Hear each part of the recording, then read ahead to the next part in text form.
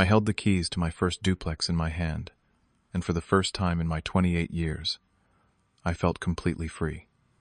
5 years of saving, budgeting, and sacrifice had led to this moment. I had done it without asking anyone for help, without my parents knowing, without the drama that always seemed to follow my family around. It was mine. All mine. But a week later, sitting in the hallway of my parents' house, I overheard a conversation that made my blood run cold. They were planning something behind my back, something that involved my brother, his family, and the duplex they did not know I owned. I stayed quiet and let them talk. Before I tell you what I overheard that night, let me know where you are watching from in the comments below. Hit that like button and subscribe, because what my family planned behind my back will make you rethink everything about family boundaries. Now let me take you back to how this all started. I need to give you some background first. My name is Liam, and I work as a software engineer at a tech company in Seattle. I have always been the responsible one in my family, the kid who got himself through college on scholarships, who never asked for money, who figured things out on his own. My older brother Troy is 33, married to a woman named Amber, and they have 2 kids, ages 5 and 7. Troy works in sales, or at least he tries to. The truth is, he has never been able to hold down a stable job for more than a year. My parents, Richard and Patricia, have always favored Troy. I do not say this with bitterness anymore, just as a fact I have learned to accept. He is the firstborn, the golden child, the one who can do no wrong, even when he does everything wrong. When Troy maxed out his credit cards, Dad paid them off. When Troy could not make rent, Mom sent him checks. When Troy needed a car, they co-signed the loan.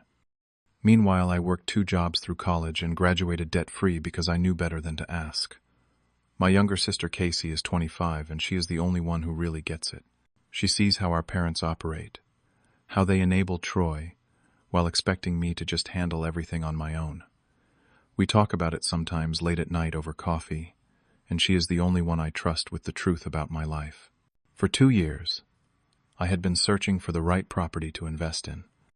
I wanted something that would build equity, something that could eventually give me passive income and financial security. I looked at condos, single-family homes, even a few commercial properties. Then I found it. A duplex in Ballard, a quiet neighborhood in Seattle with tree-lined streets and good schools nearby. The property was listed at $375,000. I had saved $75,000 for the down payment, every penny earned through long hours, overtime shifts, and living below my means for 5 years. The duplex was perfect. Each side had 2 bedrooms, updated kitchens with stainless steel appliances and granite counters, hardwood floors throughout, and a shared backyard with enough space for a small garden. The units had separate entrances, which meant total privacy. My plan was simple: live in one unit and rent out the other. The rental income would cover most of the mortgage, and I would build wealth while barely feeling the financial strain. When I closed on the property, I made a deliberate choice. I did not tell my parents. I only told Casey, and I swore her to secrecy. I knew what would happen if my parents found out. Dad would ask to borrow money for some project. Mom would hint that I should help Troy with his rent. Troy would show up asking for a loan he would never pay back. I wanted this one thing to be mine, untouched by the dysfunction of my family dynamics. Casey understood. She even helped me move some furniture in, and we celebrated with pizza on the floor of my empty unit, talking about how far I had come from that scared college kid working double shifts at a campus bookstore. 1 week after closing, I went to Sunday dinner at my parents' house. I arrived early, around 5 in the evening, and as I walked up to the front door, I heard voices coming from the kitchen. I recognized my mother's voice, my father's deeper tone, and Troy's laugh. Something in their tone made me stop. I stood in the hallway just out of sight and listened. Mom was speaking first. "Troy, I talked to Richard. We think it is time we help you and Amber get back on your feet." My father's voice followed. "Your brother just bought a duplex. He does not know we know." I felt my stomach drop. How did they know? Troy sounded confused. "Wait, Liam bought a place. Mom's voice had that conspiratorial tone she used when she was planning something. Casey let it slip last week. But here is the thing. It is a duplex. 2 separate units. Dad jumped in. We are thinking you and your family move into one side, rent-free, at least for a year or 2 until you get stable. I could hear the excitement in Troy's voice immediately. Really, Dad, that would be perfect. Our lease is up in 2 months. I have been stressing about where we would go. Mom sounded pleased with herself. We will talk to Liam next week. He is family. He will understand. He makes good money at that tech job. He does not need the rental income. Dad's voice was firm, almost authoritative. It is what family does. He should be helping his brother anyway. Troy has kids to think about. I stood frozen in that hallway, my hands clenched into fists. They had planned my entire life without asking me. They had decided what I would do with my property, my investment, my future, and they assumed I would just go along with it, because family. I wanted to walk in there and confront them right then, but something stopped me. I wanted to see how far they would take this. I wanted to see if they would actually ask me, or if they would just expect me to comply. I turned around, walked out of the house, got in my car, and drove home. I did not stay for dinner. I texted Mom later saying I was not feeling well. That night, lying in my new duplex, I made a decision. I would not confront them. I would not argue or explain. I would simply act. 3 days later, my mother called. We had a casual conversation about work, about the weather, about nothing important. Then she shifted gears. So Casey mentioned you bought a new place. I kept my voice neutral. Yeah, I did. A duplex. That is a big investment for someone your age. It works for me. There was a pause. Then Mom said, You know, Dad and I were thinking. Troy and Amber are having a tough time right now. Their lease is ending soon, and rent prices are just crazy in Seattle these days. I said nothing. I let the silence stretch. It would be wonderful if they could stay in your other unit. Just temporarily, of course. You are family. You understand how hard it is for them with 2 kids. I took a breath. I am actually planning to rent it out, Mom. I need the income for the mortgage. Her voice changed, disappointment seeping through. Liam, you are making 6 figures at that company. You do not need it. Your brother needs help. He has children. I will think about it. We will talk more at dinner this weekend. I really hope you will do the right thing here. I hung up and stared at my phone. The right thing. As if the right thing was not working my ass off for 5 years to afford this property. As if the right thing was not building my own financial security. As if the right thing was letting Troy coast through life on everyone else's effort. That weekend I showed up to dinner already, knowing what to expect. Troy arrived with Amber, both of them smiling like the deal was already done. Troy clapped me on the shoulder. Hey man, thanks for letting us crash at your place. Amber is already excited about decorating the kids' room. The school district there is supposed to be great. I looked at him. I have not said yes. The smile froze on his face. What Mom said, it was settled. Dad set down his beer and looked at me. Liam, this is family. You help family. That is how we were raised. I worked hard for this property. I need the rental income to cover my mortgage. Troy's voice rose. Come on, you are loaded. We have kids to think about. Think about your niece and nephew. You want them living in some rundown apartment when you have a perfectly good unit sitting empty. Amber chimed in, her voice, sweet but manipulative. We will help with utilities. We will keep it clean. It is just until Troy finds a better position. Maybe 6 months tops. Mom's voice cut through. Liam, do not be selfish. This is your brother. I felt the entire table staring at me, judging me, waiting for me to cave like I always did when I was younger. But I was not that kid anymore. Casey spoke up from across the table. He earned this himself. You cannot just assume he will give up thousands of dollars in rent because you decided he should. Dad pointed at her. Casey, stay out of this. This is between the adults. I am an adult, she shot back. The dinner dissolved into tension. I finished my plate in silence, thanked Mom for the meal, and left.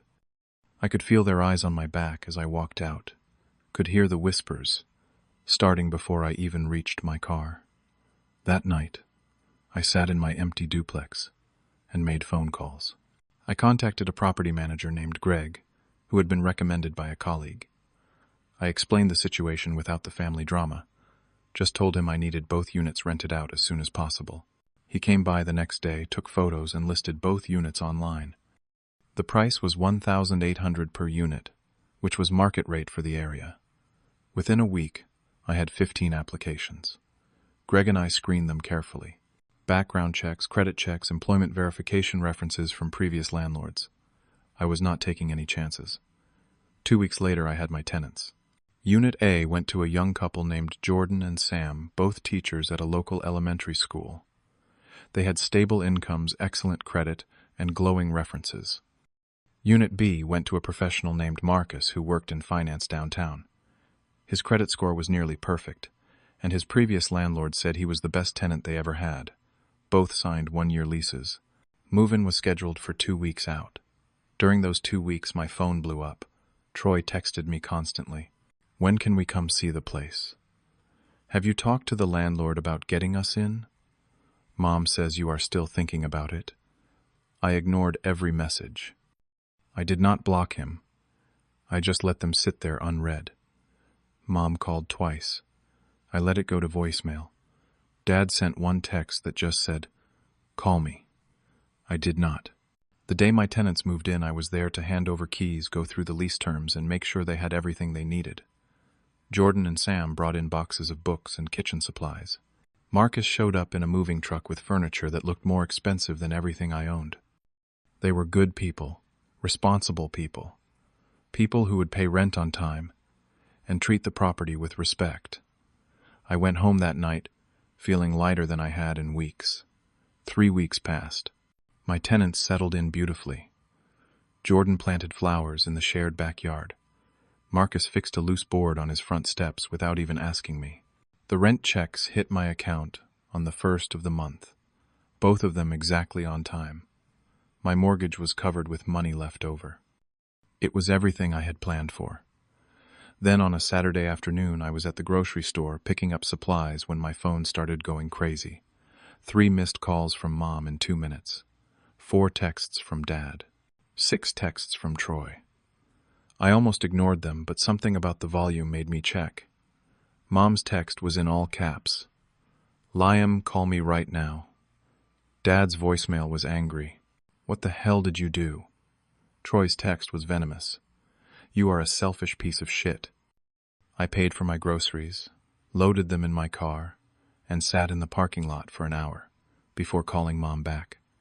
She answered on the first ring. "We drove by your duplex today to surprise you. There are strangers living there.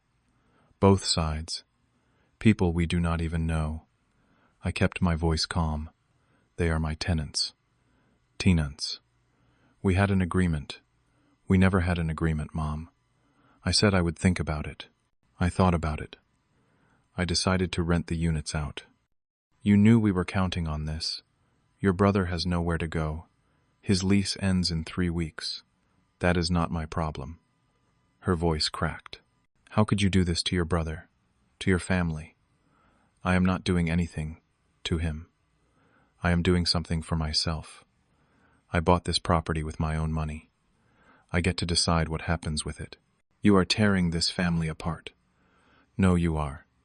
You made plans with my property without asking me. You assumed I would just go along with whatever you decided. That is not how this works." She was crying now. "He is your brother, and this is my life." She hung up on me. 10 minutes later, Dad called. He did not bother with a greeting.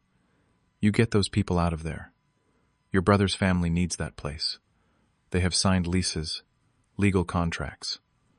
I cannot break them even if I wanted to. I do not care about contracts. This is family." "Exactly. And family should not plan my life without asking me first." His voice was shaking with rage. "We raised you better than this.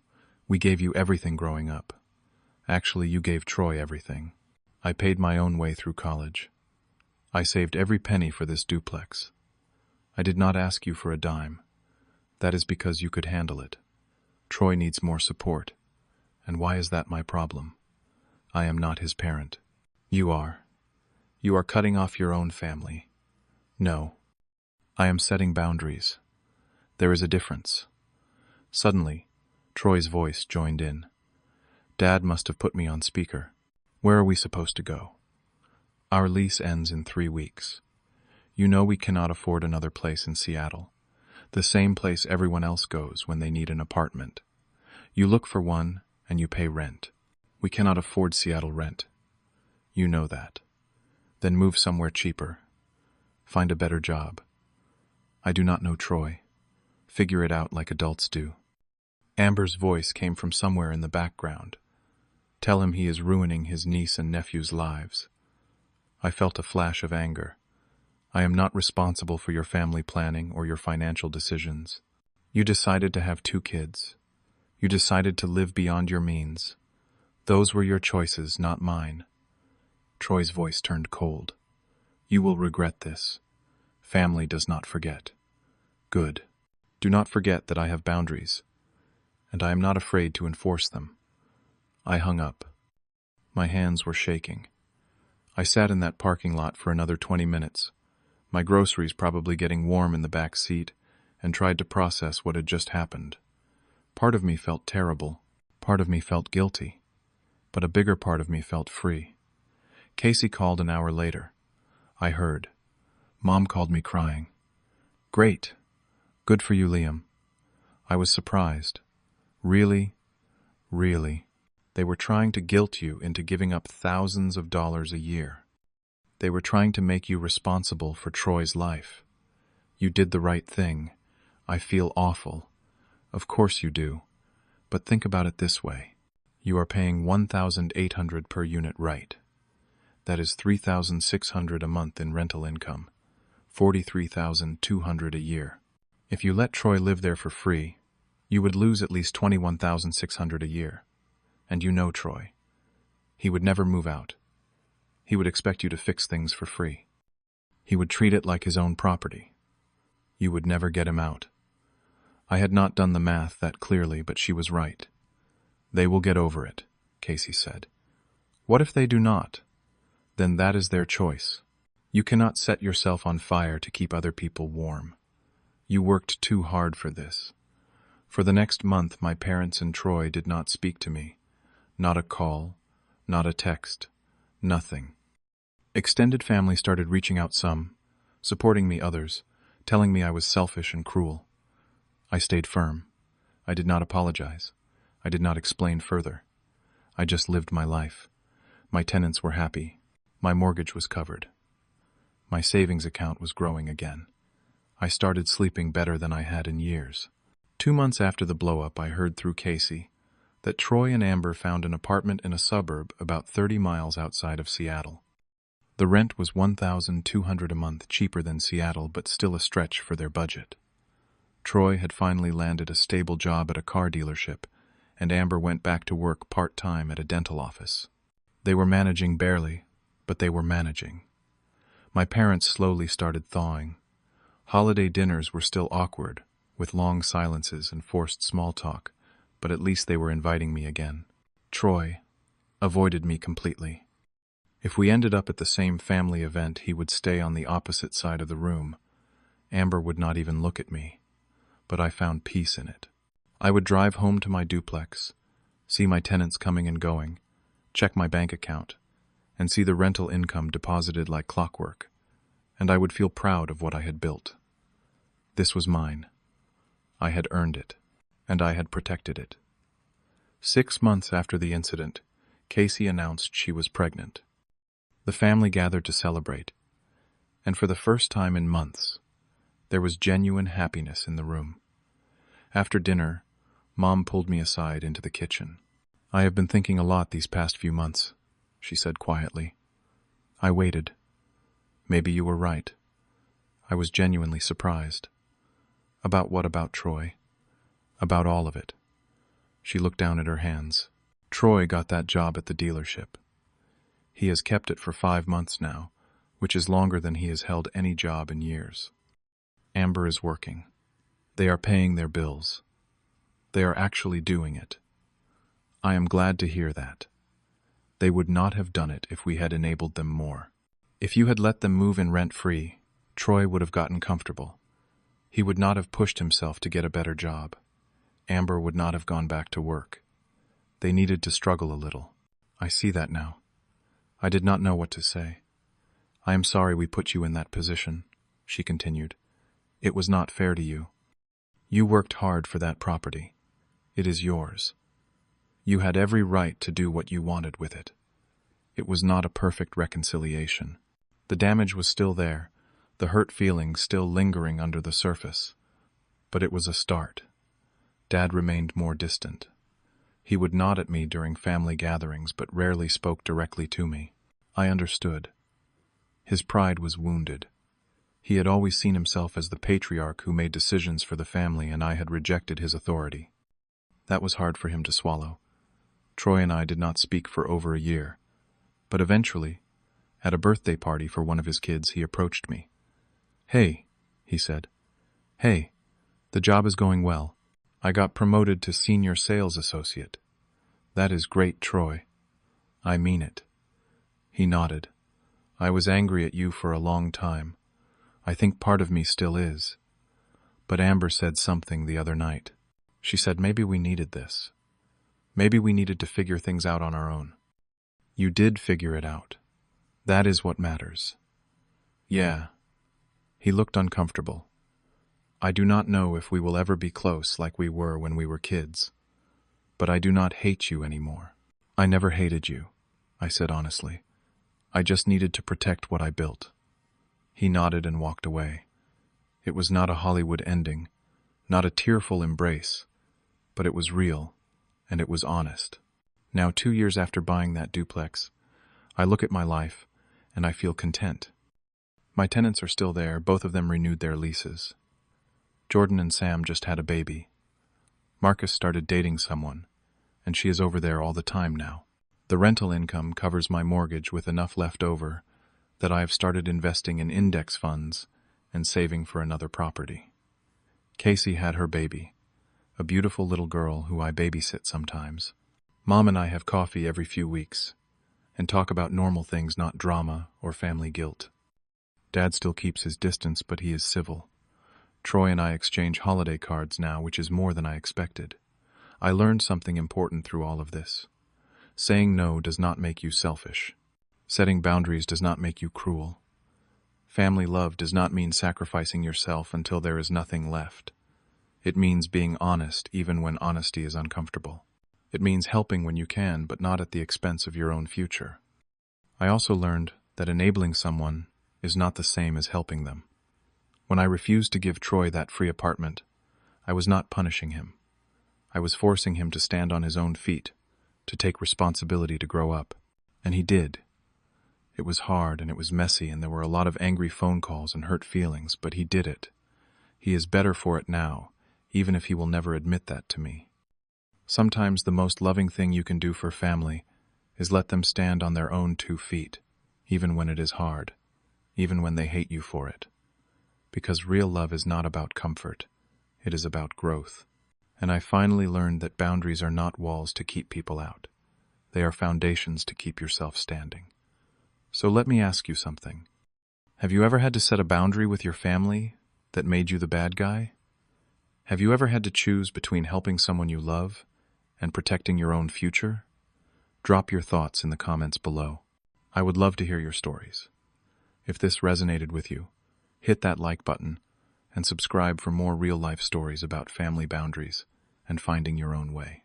Share this with someone who needs to hear it today. Thank you for listening to my story.